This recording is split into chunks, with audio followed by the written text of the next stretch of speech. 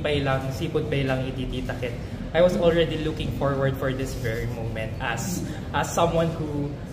really cares about the youth, about his fellow youth. Kaya't po kung mga i-raise dagiti concerns tayo, syempre concerns ko met as someone who is a part of the youth. Tapno kumamit ket masolusyonan kin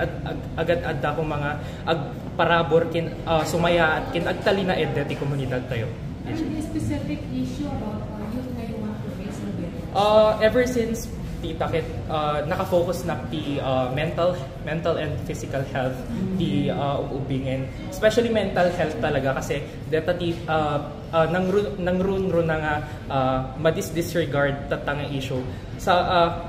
syempre ket adumit ti ubing tatanga adu ti mapadpadasan na adu ti ubing tatanga haanda kaya nga i-share kadagay naganak da dagay problema da deta ko matiket kung solusyonan ta sapay kuma mabawasan met ti cases and the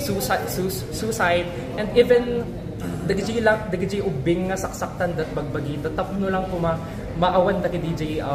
sitwasyon nga panpanunutin dalat takinanayan dagiti saksakiten tinaknakem da para kanya. So you have this advocacy of mine entitled Sulong-tulong para sa kapakanan, kalusugan at kapayapaan ng bawat kabataan. It aims to provide the enough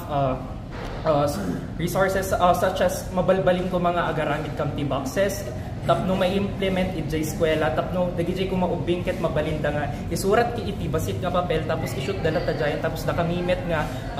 responsible kasla ko masyak ti presidente ti club mi nga physical health and wellness tata diji ko matiket kung i-implementar tapno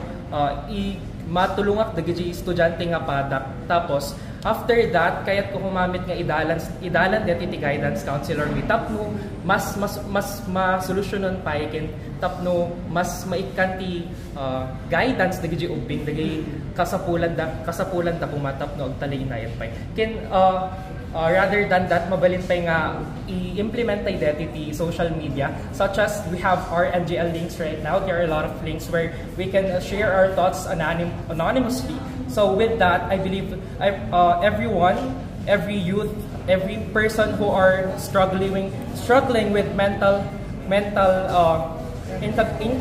incapabilities right now, mabalinda nga i-share dagiti thoughts da uray comfortably ta amu damit nga haan nga makita no sinuda or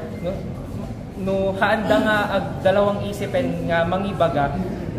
kadagiti otoridad kin kanyami nga kanayon nga ready tapno tumulong kanya.